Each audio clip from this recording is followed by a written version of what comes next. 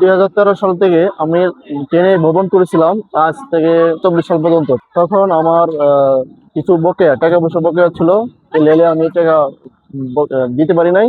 সেই ক্ষেত্রে আজ 10,120 টাকা পেমেন্ট করলাম স্টেশন মাস্টারের কাছে।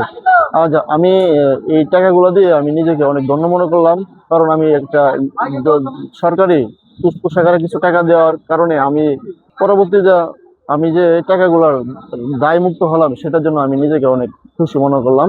আজ আমি টাকা পয়সা আসলে আগে ছিল না বলতে আমি তাৎক্ষণিকভাবে আমি অনেক গরিব ছিলাম, আজও এখনো গরিবই রয়েছি। কারণ আজ যে টাকাগুলো দিচ্ছি আমি একটা কিস্তির মাধ্যমে টাকা তুলে তার পরবর্তীতে আমি টাকাগুলো দিয়েছি।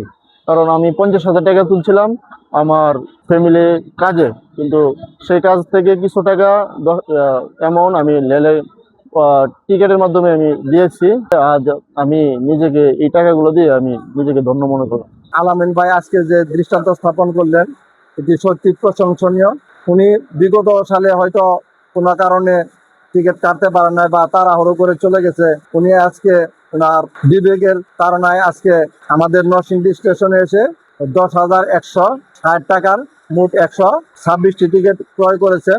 সেজন্য আলামিন ভাইকে আমরা রেলওয়ের পক্ষ থেকে শুভেচ্ছা জানাই। সে অনেক সময় টাকা থাকা না থাকার কারণে ও টিকিট কাটতে পারে নাই।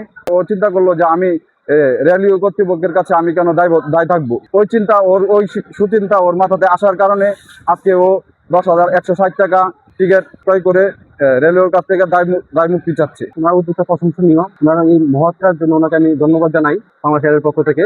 আলামিন ভাই অনেক সময় যাত্রাপথে টিকিট করতে পারে নাই, ওনার বিভাগের তাড়নায় আজকে আয়সা 10,160 টাকা টিকিট ক্রয় করলেন। এই জন্য ওনাকে আমি আবারও রেলের পক্ষ থেকে ধন্যবাদ জ্ঞাপন করি।